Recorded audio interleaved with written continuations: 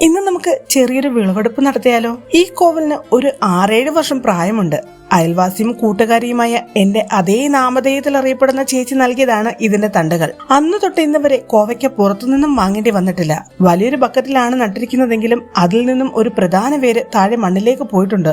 അതാണ് ഇത്ര നാളായിട്ടും എന്റെ നിർദ്ധയമായ കൊമ്പുകോതലിനെയും അതികഠിനമായ വരൾച്ചയും അതിജീവിച്ച് ഇപ്പോഴും വിളകളാൽ സമൃദ്ധമായി തന്നെ നിലനിൽക്കുന്നത്. കോവയ്ക്ക വിളവെടുപ്പ് കഴിഞ്ഞ ശേഷം പറമ്പിൽ വെള്ളമൊഴിക്കാൻ സിംബയുമായി ഇറങ്ങിയതാണ്. അവന്റെ കുരുത്തക്കേടിന്റെ കൂടുതൽ കാരണം ആ ശ്രമം ഞാനങ്ങ് ഉപേക്ഷിച്ചു. പിന്നെ നേരെ പോയത് തക്കാളി ചെടിയുടെ അടുത്തേക്കാണ്. ചെടികളുടെ ഇലകളിൽ നിറയെ ചിത്രകൂടത്തിന്റെ വിളയാട്ടമായത് കാരണം ഇല നീക്കം ചെയ്ത് വേപ്പെണ്ണ വെളുത്തുള്ളി മിശ്രിതം തളിച്ചു കൊടുത്തു. അയൽവാസിയുടെ ഒരു വാഴക്കുല വശപ്പിശകായി നമ്മുടെ പറമ്പിലേക്ക് വീണ് കിടപ്പുണ്ടായിരുന്നു. ആ പാളയംകോടൻ കുലയും വെട്ടി അത്യാവശ്യം തോട്ടമൊന്ന് നനച്ച ശേഷം തിരിച്ചു കയറാൻ തുടങ്ങിയപ്പോഴാണ് അകത്ത് ചീരയിലേക്ക് ശ്രദ്ധ പതിച്ചത്. ചെറിയൊരു തോരനുള്ള അകത്തിപ്പൂക്കൾ ചെടിയിൽ നിറഞ്ഞു നിൽക്കുന്നത് കണ്ടപ്പോൾ മറിച്ചൊന്നും ചിന്തിച്ചില്ല.